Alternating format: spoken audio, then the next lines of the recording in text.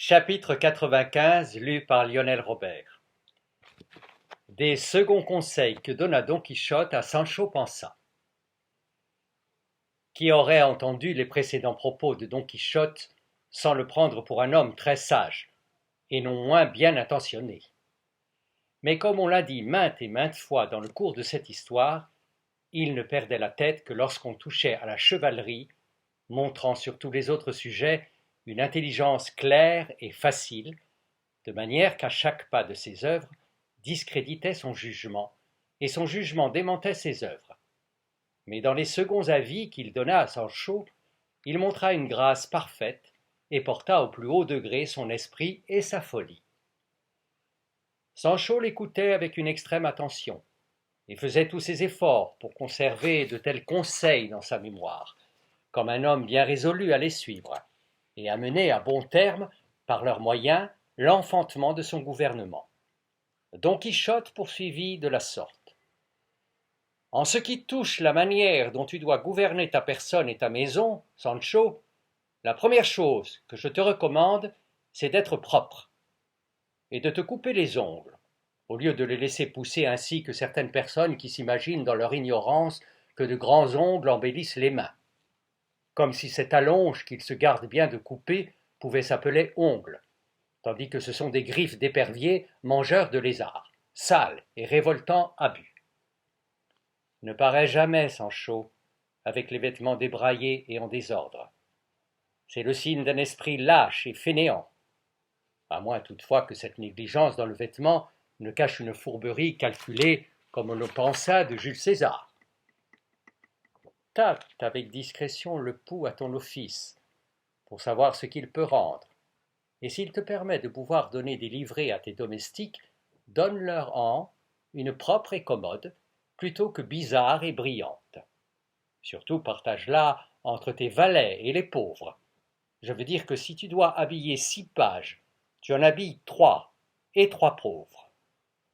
De cette façon, tu auras des pages pour la terre et pour le ciel. C'est une nouvelle manière de donner des livrées que ne connaissent point les glorieux. Ne mange point d'ail, ni d'oignon. Crainte qu'on ne découvre à l'odeur ta naissance de vilain. Marche posément, parle avec lenteur, mais non cependant de manière que tu paraisses t'écouter toi-même, car toute affectation est vicieuse. Dîne peu, et soupe moins encore. La santé du corps tout entier se manipule dans le laboratoire de l'estomac. Sois tempérant dans le boire, en considérant que trop de vin ne sait ni garder un secret, ni tenir une parole. Fais attention, Sancho, à ne point mâcher des deux mâchoires et à n'éructer devant personne. Éructer? Je n'entends point cela, dit Sancho. Éructer, Sancho, reprit Don Quichotte, veut dire roter, ce qui est un des plus vilains mots de notre langue, quoique très significatif. Aussi, les gens délicats ont eu recours au latin. Au lieu de roter, ils disent éructer. Et au lieu de rot, ils disent éructation. Si quelques personnes n'entendent point ces expressions-là, peu importe. L'usage avec le temps les introduira et l'on finira par les entendre. C'est enrichir la langue sur laquelle le vulgaire et l'usage ont un égal pouvoir. En vérité, Seigneur, reprit Sancho, un des conseils que je pense le mieux garder dans ma mémoire, c'est de ne pas roter, car, ma foi, je le fais à tout bout de champ. Éructer, Sancho, et non roter, s'écria Don Quichotte. Éructer, je dirai dorénavant, reprit Sancho, et j'espère ne pas l'oublier. Tu dois aussi, Sancho, continua Don Quichotte, ne pas mêler à tes entretiens cette multitude de proverbes que tu as coutume de semer avec tes paroles. Les proverbes, il est vrai, sont des sentences brèves, mais tu les tires d'habitude tellement par les cheveux qu'ils ressemblent plutôt à des balourdises qu'à des sentences. Oh, pour cela, s'écria Sancho, Dieu seul peut y porter remède, car je sais plus de proverbes qu'un livre, et quand je parle, il m'en arrive à la bouche une telle quantité à la fois qu'ils se battent les uns les autres pour sortir. Alors, ma langue prend les premiers qu'elle rencontre, bien qu'ils ne viennent pas fort à point. Mais j'aurai soin dorénavant de ne dire que ceux qui conviendront à la gravité de mon emploi. car en bonne maison, le souper est bientôt servi, et qui convient du prix n'a pas de dispute, et celui-là est en sûreté qui sonne le tocsin. Et à donner ou prendre, garde se méprendre. Allons, c'est cela, Sancho, s'écria Don Quichotte. Enfile, enfile tes proverbes, puisque personne ne peut te tenir en bride. Ma mère me châtie et je fouette la toupie. Je suis à te dire que tu te corriges des proverbes, et en un moment tu en détaches une litanie qui cadre avec ce que nous disons comme s'il tombait de la lune. Prends garde, Sancho, je ne te dis pas qu'un proverbe fasse mauvais effet quand il est amené à propos, mais enfiler et amonceler des proverbes à tort et à travers, cela rend la conversation lourde et triviale. Quand tu monteras à cheval, ne te jette pas le corps en arrière sur l'arçon, et n'étends pas les jambes droites, roides, éloignées du ventre du cheval. Mais ne te tiens pas non plus si nonchalamment que tu aies l'air d'être sur le dos du grison. À monter à cheval, les uns semblent cavaliers, les autres bons pour monture. Que ton sommeil soit modéré, car celui qui ne se lève pas avec le soleil ne jouit pas de la journée. Rappelle-toi, Sancho, que la diligence est mère de la fortune, et que la paresse, son ennemi, n'arriva jamais au but d'un juste désir.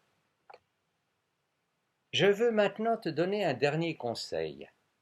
Eh bien, qui ne puisse te servir pour la parure du corps, je veux néanmoins que tu l'aies toujours présent à la mémoire, car je crois qu'il ne te sera pas moins profitable que ceux que je t'ai donnés jusqu'à présent. Le voici. Ne dispute jamais sur la noblesse des familles, du moins en les comparant entre elles.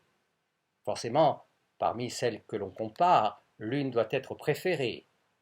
Eh bien, tu seras détesté de celle que tu auras abaissée, sans être aucunement récompensé de celle que tu élèveras. Ton habillement devra se composer de choses entières, d'un long pourpoint et d'un manteau encore un peu plus long. Jamais de grègue, elles ne conviennent ni au gentilhomme ni au gouverneur. Voilà, Sancho, les conseils qui pour à présent se sont offerts à mon esprit. Le temps marchera et suivant les occasions, j'aurai soin de t'envoyer des avis autant que tu auras soin de m'informer de l'état de tes affaires. Seigneur, répondit Sancho, je vois bien que toutes les choses que votre grâce vient de me dire sont bonnes, saintes et profitables. Mais de quoi peuvent-elles servir si je ne m'en rappelle pas une seule? Il est vrai que pour ce qui est de ne pas me laisser pousser les ongles et de me remarier, si l'occasion s'en présente, cela ne me sortira pas de la tête. Mais ces autres minuties et ces entortillements et tout ce brouillamini, je ne m'en souviens et ne m'en souviendrai pas plus que des nuages de l'an passé. Il faudra donc me les coucher par écrit, car bien que je ne sache ni lire ni écrire, je les donnerai à mon confesseur pour qu'il me les récapitule au besoin et me les fourre bien dans la cervelle. Ah, pécheur que je suis, s'écria Don Quichotte, qu'il sied mal au gouverneur de ne savoir ni lire ni écrire. Il faut que tu apprennes, oh Sancho, que pour un homme ne pas savoir lire ou être gaucher signifie de deux choses l'une, ou qu'il est fils de parents de trop basse condition, ou qu'il est si mauvais sujet qu'on a pu le dresser aux bons usages et à la bonne doctrine. C'est un grand défaut que tu portes avec toi, et je voudrais que tu apprisses du moins à signer. Je sais signer mon nom, répondit Sancho. Quand j'étais bedeau dans mon village, j'appris à faire de grandes lettres comme des marques de ballots, et on disait que cela faisait mon nom. D'ailleurs, je feindrais d'avoir la main droite percluse, et je ferais signer un autre pour moi. Il y a un remède à tout, si ce n'est à la mort, et comme j'aurai le commandement et le bâton, je ferai ce qui me plaira. D'autant plus que celui dont le père est alcade. Et moi je serai gouverneur, ce qui est bien plus qu'un alcade. Alors, approchez-vous, et vous serez bien reçus. Sinon, qu'on me méprise et qu'on me débaptise. Ceux-là viendront chercher de la laine et s'en retourneront tondus. Car si Dieu te veut du bien, il y paraît à ta maison. Et les sottises du riche passent dans le monde pour des sentences. Et quand je serai riche, puisque je serai gouverneur et libéral en même temps, comme je pense bien l'être, qui est-ce qui me trouvera un défaut? Au bout du compte, faites-vous miel et les mouches vous mangeront. Autant tu as, autant tu vaux, disait une de mes grand-mères. Et de l'homme qui a pignon sur rue, tu ne seras jamais vengé. Maudit sois-tu de Dieu, maudit Sancho, s'écria Don Quichotte. Que 60 000 Satans emportent toi et tes proverbes. Voilà 1 heure que tu es à les enfiler et à me donner avec chacun d'eux le tourment de la torture. Je t'assure que ces proverbes te mèneront un jour à la potence. Ils te feront enlever le gouvernement par tes vassaux et exciteront parmi eux des séditions et des révoltes. Dis-moi, où les trouves-tu donc? Où les trouves-tu donc, ignorant? Et comment les appliques-tu, imbécile? Pour en dire un, et pour le bien appliquer, je travaille et sue comme si je piochais la terre. Pardieu, Seigneur notre maître, répliqua Sancho, votre grâce se plaint pour bien peu de choses. Qui diable peut trouver mauvais que je me serve de mon bien, puisque je n'en ai pas d'autre, ni fond, ni terre, que des proverbes, et toujours des proverbes.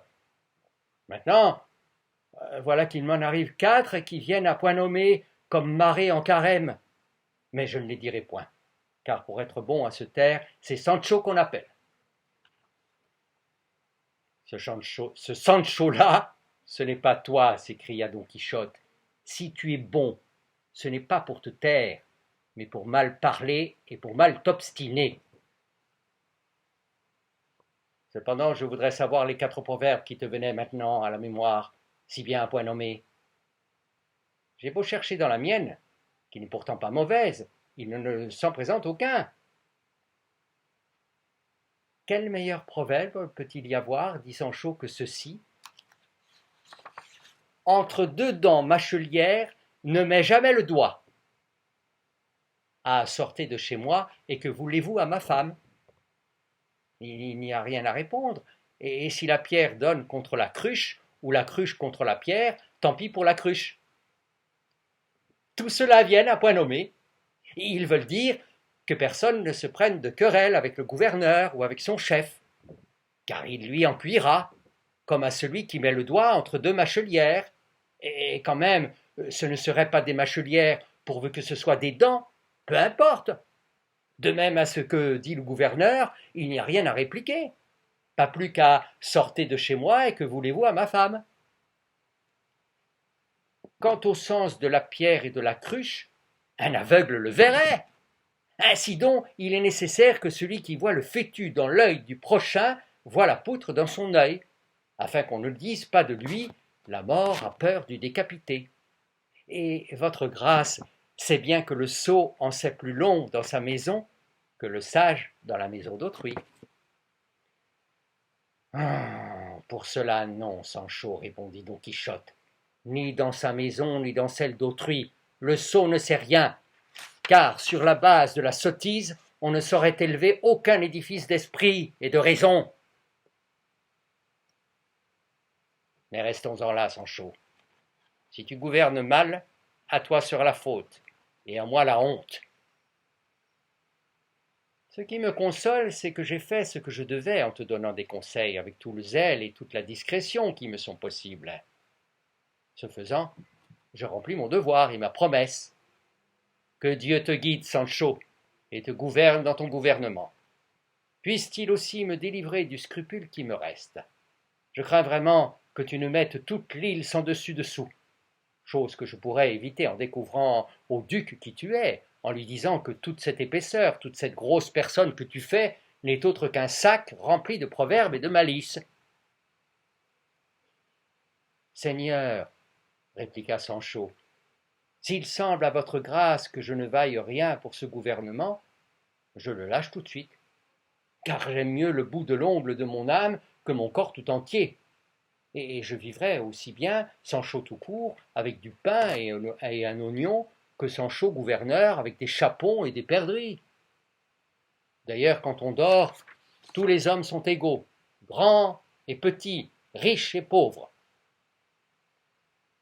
Si votre grâce veut y regarder de près, vous verrez que c'est vous seul qui m'avez mis en tête de gouverner, car je n'entends pas plus au gouvernement des îles qu'un oison. Et si vous pensez que pour avoir été gouverneur, le diable doive m'emporter, j'aime mieux aller Sancho au ciel que gouverneur en enfer. Pardieu, Sancho, s'écria Don Quichotte, par ces seules raisons que tu viens de dire en dernier lieu, je juge que tu mérites d'être gouverneur de 100 îles. Tu as un bon naturel, sans lequel il n'y a de science qui vaille. Recommande-moi à Dieu, et tâche seulement de ne point pécher par l'intention première. Je veux dire, aie toujours le dessein et fais un ferme propos de chercher le juste et le vrai dans toutes les affaires qui se présenteront. Le ciel favorise toujours les intentions droites. Et maintenant, allons dîner, car je crois que leur seigneurie nous attend.